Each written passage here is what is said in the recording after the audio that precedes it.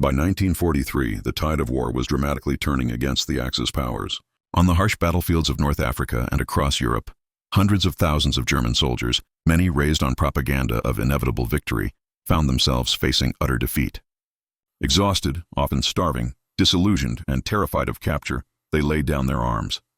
Surrender meant survival, a chance to escape the immediate hell of combat, but it also meant stepping into the complete unknown. What awaited them as prisoners of war, especially under the control of the distant, powerful, and mysterious Americans they knew so little about?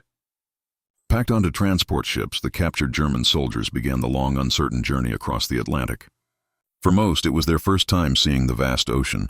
They were fed propaganda stories about America, a decadent, weak nation, supposedly collapsing under the strain of war. They expected harsh treatment, perhaps starvation, or worse. Fear mingled with a strange curiosity. What was this America truly like? Would they even survive the voyage, crossing waters still hunted by their own U-boats? Each passing day brought them closer to an unknown fate on an alien continent. Upon arrival in the United States, their journey continued by rail. The POWs, accustomed to Europe's wartime deprivations, were immediately struck by the sheer scale of the American landscape. Endless farms, sprawling towns, and bustling cities, all seemingly untouched by war. And then came the food. Generous portions, white bread, a luxury unheard of in wartime Germany, and perhaps their first taste of Coca-Cola. It was a bewildering introduction to a nation they had been taught to despise as weak and struggling. But nothing prepared them for the abundance of everyday luxuries. Cigarettes, a rare and precious commodity in wartime Europe, were freely available in the camp canteens. And then there was chewing gum, an utterly alien concept to many, yet handed out freely. To soldiers who had endured years of severe rationing, these small, seemingly endless supplies were bewildering. They were witnessing a level of material wealth that defied everything their propaganda had told them about the decadent, but supposedly struggling American enemy. Their new living conditions were equally astounding. These were not the brutal, austere camps they had been warned about. The barracks were sturdy, often heated, and surprisingly clean.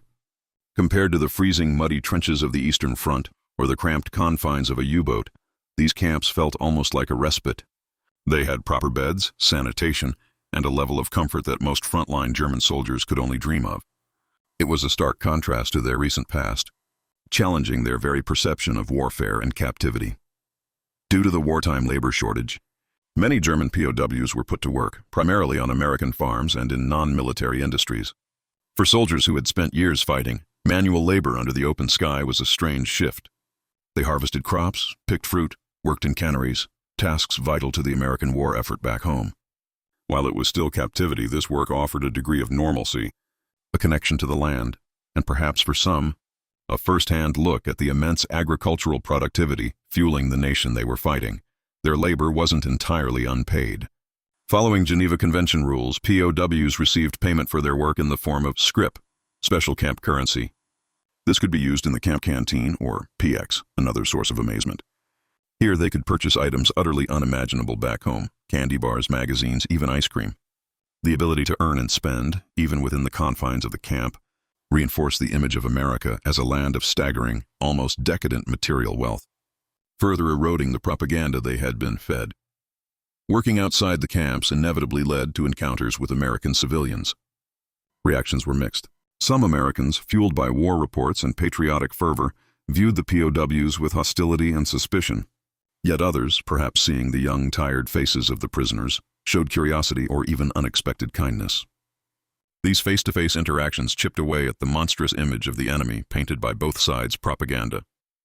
The Germans saw ordinary Americans, often prosperous and unworried, while Americans saw the human side of the soldiers they were fighting overseas. Beyond labor, the U.S. also implemented re-education programs. The goal was to expose the German prisoners, many deeply indoctrinated by Nazi ideology, to democratic ideals and the American way of life.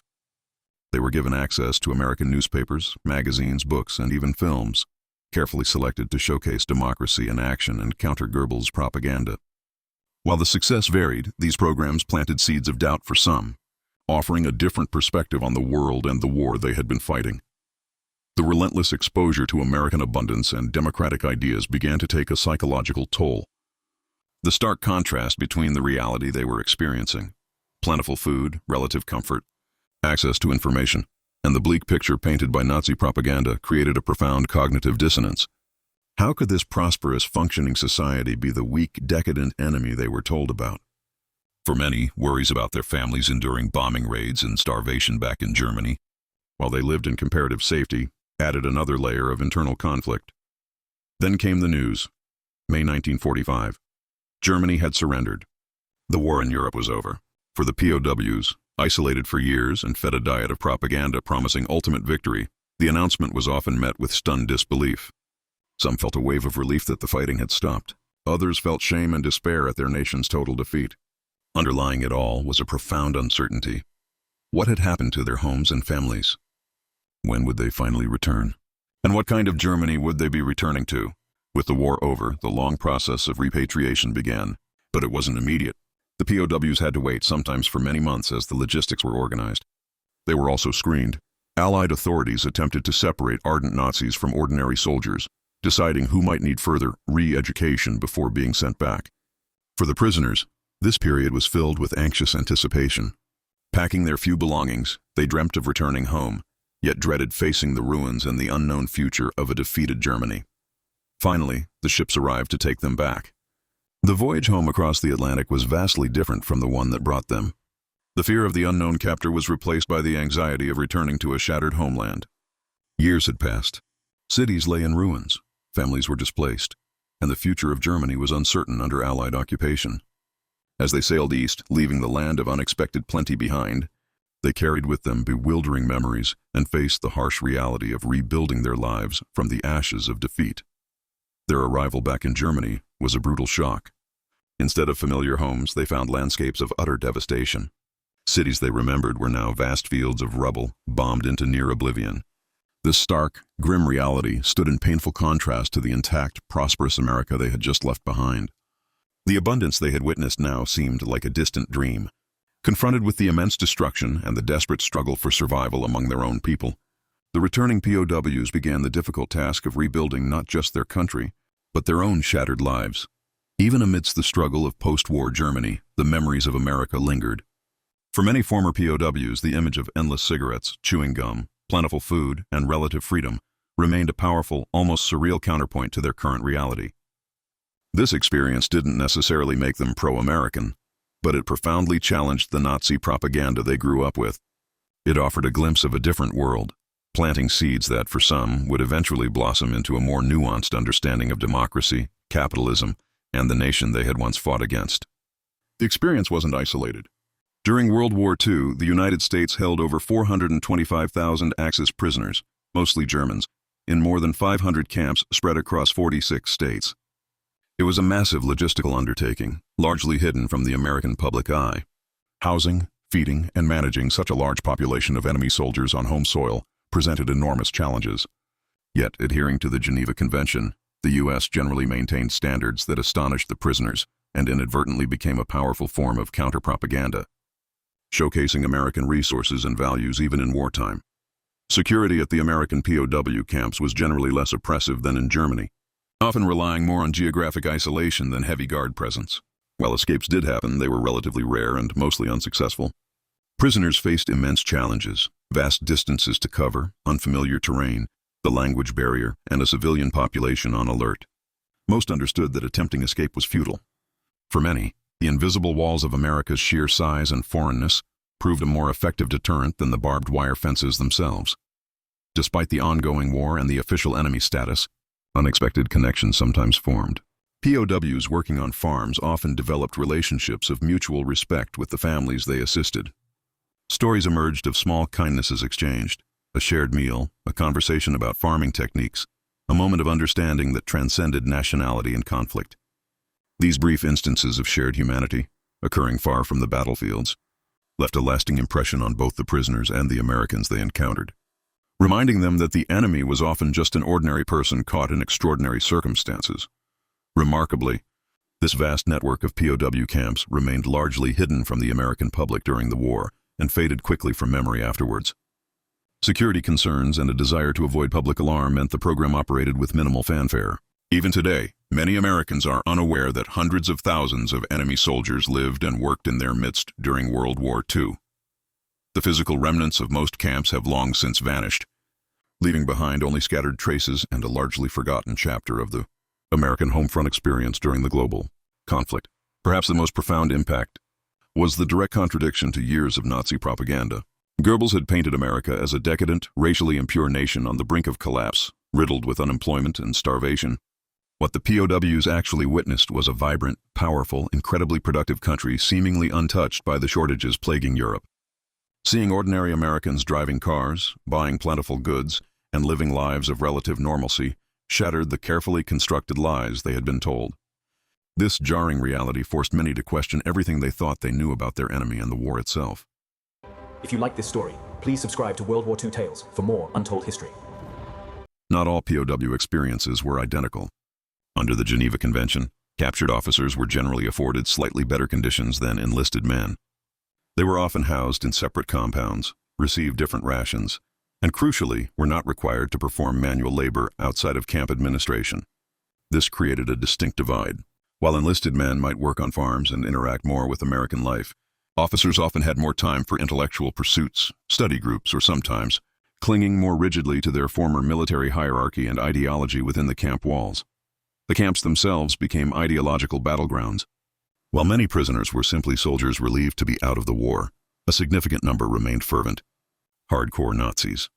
These individuals often tried to maintain party discipline within the wire, intimidating others, spreading propaganda, and resisting re-education efforts. This created tension and division among the prisoners. Those whose faith in the Reich was wavering, influenced by their experiences in America, often found themselves caught between the camp authorities and the watchful eyes of their own die-hard countrymen. Life behind the wire wasn't solely about labor or ideological conflict. The Geneva Convention mandated opportunities for recreation and education. Many camps developed surprisingly rich cultural lives. Prisoners formed orchestras and theater groups, organized sports leagues, attended classes ranging from English language to engineering, and created art from scavenged materials. These activities provided a vital mental escape from the monotony and uncertainty of captivity, allowing them to maintain a sense of purpose and humanity. It was yet another unexpected aspect of their American experience. While living in relative safety, the POWs followed the war's progression through camp newspapers and controlled radio broadcasts. News of devastating German defeats, Stalingrad, the Allied landings in Normandy, the relentless bombing of German cities, filtered through. Hearing about the destruction of their homeland and the suffering of their families from thousands of miles away was agonizing. This detached yet deeply personal experience of the war's brutal climax, observed from the strange comfort of an American camp, created a unique psychological burden for the prisoners, adding layers of guilt and helplessness to their captivity. Even after Germany's surrender, the journey home wasn't immediate. The POWs entered a state of limbo, waiting for repatriation processes to unfold. The intense ideological battles within the camps often subsided, replaced by a shared, quiet anxiety about the future. They continued their routines, perhaps with less purpose. Their thoughts focused entirely on returning to a homeland they increasingly understood was irrevocably changed. These final months in America became a period of reflection, processing the bewildering experiences of the past years while anticipating the challenges that lay ahead in rebuilding their lives. Boarding the ships once more, this time heading east, the German POWs carried more than just their meager belongings. They carried vivid memories of a vastly different world, images of abundance, efficiency, and a society functioning despite the war. Unlike their westward journey filled with fear of the unknown captor, this return voyage was dominated by the knowledge of their nation's defeat and the uncertain reality awaiting them. The America they had witnessed, with its endless supplies and surprising freedoms, had become a complex benchmark against which they would measure their own ruined homeland. Stepping back onto German soil was jarring. The efficiency and order they had observed, even in American wartime systems like railroads, vanished. They were met with chaos, overcrowding, and the pervasive scarcity of a nation utterly defeated. Train stations were packed with desperate civilians, infrastructure was shattered, and the relative calm of the POW camps felt worlds away. This immediate, stark contrast between the resource-rich nation they had left and the broken one they returned to solidified the bewildering impressions formed during their captivity, making the American experience even more unbelievable in retrospect. The impact of their time in America didn't vanish upon return. For many former POWs, the experience served as a powerful counter-narrative throughout the difficult post-war years and the subsequent Cold War. having witnessed American productivity and a different way of life firsthand. Some became more receptive to democratic ideas and Western integration. While not universal, the seeds planted in those camps, seeds of doubt about Nazi ideology, seeds of understanding about their former enemy, subtly influenced the perspectives of a generation tasked with rebuilding Germany from the ruins, often in complex and unacknowledged ways. For decades, the story of German POWs in America remained largely a footnote in the grand narrative of World War II. The camps were dismantled, the prisoners returned home, and the memories faded. But in recent years, historians and local communities have begun unearthing this forgotten chapter. Through preserved letters, diaries, oral histories, and the rediscovery of campsites, the complex human story of this massive wartime undertaking is slowly being brought back into the light, reminding us of the unexpected encounters and profound impacts that occurred far from the front lines. The experience of German POWs in America remains a fascinating story of contradictions. Captivity in the land of their enemy offered unexpected safety, comfort, and exposure to a world utterly different from their own. It challenged their beliefs, offered glimpses of humanity across enemy lines, and left an indelible mark on hundreds of thousands of lives. It's a reminder that even in the midst of total war, the lines between friend and foe, propaganda and reality, despair and hope, can become surprisingly, profoundly blurred.